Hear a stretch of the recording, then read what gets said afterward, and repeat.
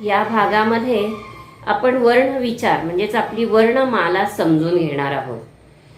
कोणताही विचार पूर्ण अर्थाचा असला की त्याला वाक्य असे म्हणतात. वाक्य म्हणजे पूर्ण अर्थाचे बोलणे.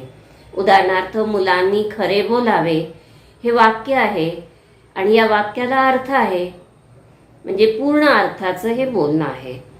वाक्यामध्ये ह्या 3 शब्द आहेत बघा, मुलांनी खरे बोलावे असे 3 शब्द आहेत. आता मुलांनी हा शब्द 3 अक्षरांनी तयार झालेला आहे. पहिला मू, दुसरा ला, नंतर तिनी, अशी 3 अक्षरे आलेली आहेत. या 3 अक्षरांच्या समूहाला काहीतरी अर्थ आहे. म्हणजे ठराविक क्रमाने आलेल्या अक्षरांच्या समूहाला काही अर्थ प्राप्त झाला तर त्याला शब्द असे म्हणतात. आता अक्षरे ही आपल्या ध्वनीच्या किंवा आवाजाच्या खुणा आहेत. अक्षर ही आपल्या ध्वनीच्या किंवा आवाजांच्या खुणा आहेत. आता हे तोंडावाटे निघणारे जे मूलध्वनी आहेत ते असेच हवेत विरून जातील, निघून जातील.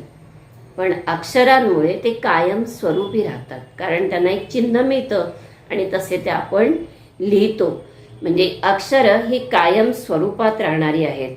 मग अक्षर या शब्दाचा अर्थ काय? अ. आणि क्षर म्हणजे नाहीसे, न होणारे, न पावणारे, ते अक्षर. आता आपल्या मुखावाटे निघणाऱ्या मूलध्वनींना आपण वर्ण असे म्हणतो. मुखावाटे किंवा तोंडावाटे निघणाऱ्या मूलध्वनींना वर्ण असे म्हणतो. आता वर्णमाला ही आपली अशी आहे: स्वर, स्वरादी आणि व्यंजने. स्वरांमध्ये अ, आ, ई, ई, उ, ऊ, रू, रू, ए, ऐ, ओ, औ आणि ॲ आणि ऑ हे 2 नवीन स्वर ॲड झालेले आहेत. म्हणजे पहिले आपले 12 स्वर आणि ॲ आणि ऑ हे 2 नवीन त्यात ॲड झालेले आहेत. नंतर 2 येतात स्वरादी, अम आणि आ ह्या स्वरादी आहेत. नंतर व्यंजन. व्यंजन ही 34 आहेत. क पासून ळ पर्यंत ही 34 व्यंजने, अशी ही आपली वर्णमाला तयार झालेली आहे. आता क्ष आणि ज्ञ ही संयुक्त व्यंजन आहेत. क्ष आणि ज्ञ ही 2 संयुक्त व्यंजन आहेत. अशी ही आपली वर्णमाला आहे.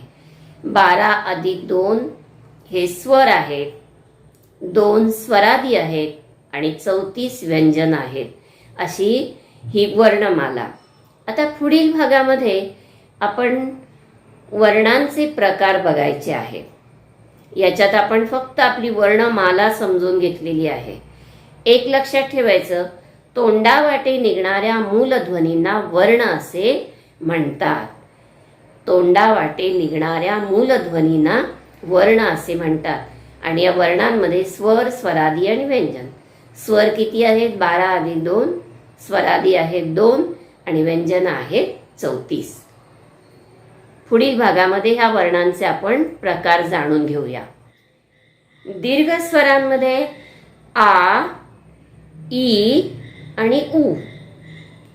दीर्घ स्वरांमध्ये आ, दुसरी ई आणि दुसरा उ. संयुक्त स्वर. संयुक्त स्वर म्हणजे 2 स्वर मिळून तयार होणारा स्वर. मग ए, ऐ, ओ आणि औ. आता कोणते स्वर एकत्र येऊन हे स्वर तयार झाले ते आपण नंतर बघू. पण पहिले संयुक्त स्वर कोणते आहेत? तर ए, ऐ, ओ, औ. बघा, स्वरांचे 3 प्रकार पडतात: ऱ्हस्व स्वर, दीर्घ स्वर आणि संयुक्त स्वर. ऱ्हस्व स्वरामध्ये अ, ई, उ, रू आणि रू येतो. दीर्घ स्वरांमध्ये आ, ई आणि उ येतो. संयुक्त स्वरांमध्ये ए, ऐ, ओ, औ येतो. या स्वरांमध्ये ॲ आणि ऑ हे स्वर घेतलेले नाहीत. आता स्वरादीमध्ये बघा, स्वरादी 2 आहेत, अम आणि आ. आता अम आणि आ यांना स्वरादी का म्हणतात? तर स्वर आदी आधी स्वर आलेला आहे आणि नंतर अनुस्वार आणि विसर्ग आलेला आहे, म्हणून त्याला स्वरादी असं म्हणतात. स्वरादी किती आहेत? 2. अम आणि आ. अम म्हणजे अनुस्वार आणि आहा म्हणजे विसर्ग.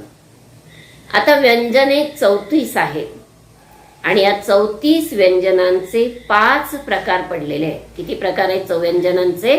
5. पहिला प्रकार आहे स्पर्श, दुसरा प्रकार आहे अर्धस्वर, तिसरा उष्मे, चौथा महाप्राण आणि 5वा स्वतंत्र. असे हे व्यंजनाचे 5 प्रकार आहेत. बघा, स्पर्श, अर्धस्वर, उष्मे, महाप्राण आणि स्वतंत्र.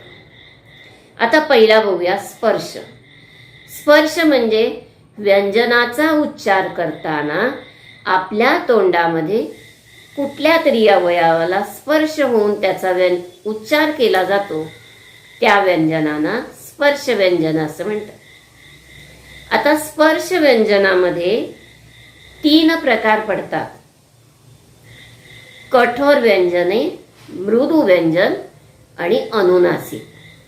स्पर्शमध्ये 3 प्रकार: कठोर, मृदू आणि अनुनासिक.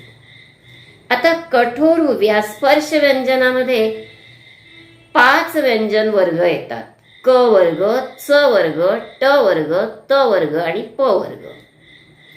बघा, स्पर्श व्यंजनामध्ये क वर्ग. क वर्ग याचा अर्थ क, ख, ग, घ, ञ ही 5 अक्षरं. च वर्गामध्ये च वर्गातील 5 च, छ, ज, झ, ञ. ट, ठ, ड, ढ, ड, ढ, ण ही 5 अक्षरं. म्हणून हे 5 वर्ग म्हटले: क, च, ट, त, प. ह्या 5 वर्गातील व्यंजने स्पर्श व्यंजनेमध्ये येतात आणि ह्या 5 वर्गातल्या स्पर्श व्यंजनाचे 3 प्रकार पडतात. पहिला आहे कठोर, दुसरा मृदू आणि तिसरं अनुनासिक. आता कठोर व्यंजनामध्ये कोणती व्यंजने येतात? तर व्यंजनाच्या सुरुवातीचे 2 वर्ण किंवा 2 व्यंजन म्हणजे क वर्गातील क आणि ख, च वर्गातील च आणि छ, ट वर्गातील ट आणि ठ, त वर्गातील त आणि थ आणि प वर्गातील प आणि फ ही कठोर व्यंजनामध्ये येतात. म्हणजे पहिली 2 अक्षरं कठोर वर्णामध्ये येतात, त्याच्या पुढची 2 अक्षरं ही मृदू वर्णामध्ये येतात. म्हणजे तिसरं आणि चौथं अक्षर हे मृदू वर्णात येतं आणि शेवटचं आहे ते अनुनासिक. म्हणजे ज्ञ, ज्ञ, न, न आणि म ही 5 अनुनासिक आहेत. आलं लक्षात? स्पर्श व्यंजनामध्ये 3 प्रकार पडतात. स्पर्श व्यंजनामध्ये कोणते वर्ण येतात? हे 25 व्यंजन आहेत. त्याच्यामध्ये क वर्गातील 5, च वर्गातील 5, ट वर्गातील 5, त वर्गातील 5 आणि प वर्गातील 5 अशी 25 व्यंजनं ह्या स्पर्शमध्ये येतात. आणि पहिली 2 आहेत त्यांना कठोर म्हणायचं, दुसरी 2 आहेत त्यांना मृदू म्हणायचं आणि शेवटचं आहे त्याला अनुनासिक म्हणायचं. आता पुढचा प्रकार आहे अर्धस्वर, की ज्या व्यंजनाचा उच्चार स्वरांसारखा होतो किंवा त्या व्यंजनाचा उपयोग स्वर म्हणून केला जातो त्याला अर्धस्वर असं म्हणतात. आता अर्धस्वर कोणती आहेत? तर य, र, ल आणि व. य, र, ल, व ही अर्धव्यंजनं आहेत, अर्धस्वर आहेत. आता यांना अर्धस्वर का म्हणतात? तर यचा उच्चार कधीतरी ई सारखा होतो. उदाहरणार्थ गाय लिहितो, पण अनेक लिहायचं असेल तर आपण गायी लिहितो. तिथे यला वेलांटी देत नाही, ई लिहितो म्हणजे गायी. म्हणजे यचा उच्चार कधी कधी ई सारखा होतो, म्हणून त्याला अर्धस्वर म्हणतात. ते संधी शिकताना तुम्हाला ह्या गोष्टी अधिक समजतील.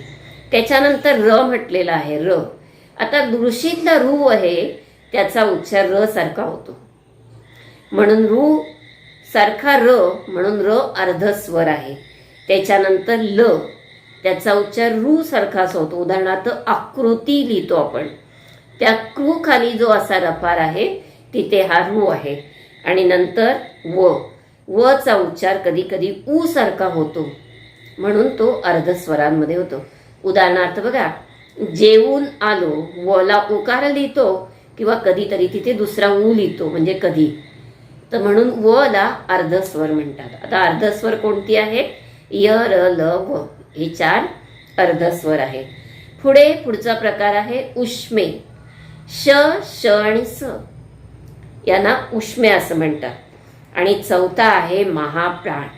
महाप्राण म्हणजे ह. महाप्राण ह हे एकच अक्षर दिले, पण आपल्या वर्णमालीमध्ये महाप्राण असणारी अक्षरं ही 14 आहेत. म्हणजे ज्या अक्षराचा उच्चार करताना शेवटी ह सारखा उच्चार होतो त्याला महाप्राण असं म्हणतात. मग अशी कोणती अक्षरं आहेत? आता इथे तुम्हाला थोडंसे इंग्रजीकडे वळूया. इंग्रजीमध्ये जेव्हा आपण अक्षराचं लेखन करतो तेव्हा बघा, क लिहायचं असेल तर के लिहितो, पण ख लिहायचं असेल तर आपण के एच लिहितो. ग लिहायचं असेल तर जी लिहितो, पण घ लिहायचं असेल तर जी एच लिहितो. प साठी पी आहे तर फ साठी पी एच आहे. मग ज्या अक्षरांच्या पुढे एच लिहितो ते सगळे महाप्राण. असे 14 महाप्राण आहेत. आता ती 14 अक्षर बघा कोणती? ख, घ, छ, झ, ट, ढ, थ, ध, फ, भ, श, श, स आणि ह. असे हे 14 महाप्राण आहेत. आणि बाकीच्या अक्षरांना काय म्हणायचं? अल्पप्राण. आता महाप्राण म्हणून एक अक्षर विचारलं तर ह लिहायचंय, पण एकूण महाप्राण किती? तर ही 14. आता ती 14 कोणती? तर सगळ्यात सोपं सांगितलं की इंग्रजीमध्ये ज्या अक्षरांचं लेखन करताना त्याच्या पुढे आपण एच लिहितो ते महाप्राण. आणि श, श आणि स ही 3 आणि ह असे 14 महाप्राण आहेत. त्याच्यानंतर शेवटचा प्रकार स्वतंत्र. ळ हे स्वतंत्र वर्ण आहे, एकच अक्षर आहे ळ. आता तुम्ही म्हणाल याच्यात क्ष आणि ज्ञ कुठेच नाहीये. क्ष आणि ज्ञ ही खरी जोडाक्षर आहेत. त्यांना संयुक्त व्यंजन असं म्हटलेली आहे, कारण क्ष 3 व्यंजनांनी तयार झालेला आहे, तर ज्ञ पण 3 व्यंजनांनी तयार झालेला आहे. आता ह्या वर्णमालेत तुम्ही बघितलं तर प्रत्येक व्यंजनाचा पाय मोडून लिहिलेला आहे. आपल्याला प्रश्न विचारतात की यातील व्यंजन कोणतं? मग ज्या व्यंजनाचा पाय मोडलेला आहे ते व्यंजन म्हणायचं. आणि ज्या व्यंजनाचा पाय मोडलेला नसतो त्याच्यात स्वर मिसळलेला असतो, म्हणून ते व्यंजन होत नाही. म्हणजे ते पूर्ण अक्षर झालेलं आहे. मग क चा पाय मोडून लिहिलेला आहे तेव्हा तो व्यंजन, आणि नुसतं क लिहिलेला असेल तर क अधिक अ आणि तो क झाला. म्हणून व्यंजन लिहायची पद्धत अशी आहे की त्याचा पाय मोडून लिहायचा आहे. आलं वर्ण प्रकार लक्षात? वर्ण प्रकारांमध्ये वर्णाचे 3 प्रकार पडतात. पहिला प्रकार स्वर, दुसरा स्वरादी आणि तिसरा व्यंजन. स्वरांमध्ये परत 3 प्रकार आहेत: ह्रस्व स्वर, दीर्घ स्वर आणि संयुक्त स्वर. स्वरादी 2च आहेत आणि व्यंजनाचे 5 प्रकार आहेत: स्पर्श व्यंजन, अर्धस्वर, उष्मे, महाप्राण आणि स्वतंत्र. प्रकार म्हणण्यापेक्षा व्यंजनाची अशी विभागणी केलेली आहे 5 भागामध्ये. स्पर्श व्यंजनामध्ये कठोर व्यंजन, मृदू व्यंजन आणि अनुनासिक येतात. क, च, ट, त, प हे वर्ग स्पर्श व्यंजनामध्ये येतात. क वर्गामध्ये पहिली 2 आहेत ती कठोर, त्याच्या पुढची 2 आहेत ती मृदू आणि शेवटचं येतं ते अनुनासिक. त्याच्यानंतर अर्धस्वर य, र, ल, व हे अर्धस्वर आहेत. उष्मे याला दुसरं नाव आहे घर्षण, ती 3 आहे श, श, स. नंतर महाप्राण आणि ळ आहे ते स्वतंत्र. असे वर्णांचे हे प्रकार आहेत. आता ह्याविषयी तुम्हाला काही शंका असतील किंवा तुमच्या पुस्तकातला तुम्ही ह्या भागातला स्वाध्याय सोडवायला घेतला आणि जर काही शंका असतील तर तुम्ही मला विचारू शकता किंवा मेसेज करून फोन करून तुम्हाला ज्या प्रश्नाचं उत्तर समजत नाही येत नाही तर ते तुम्ही मला विचारू शकता. धन्यवाद.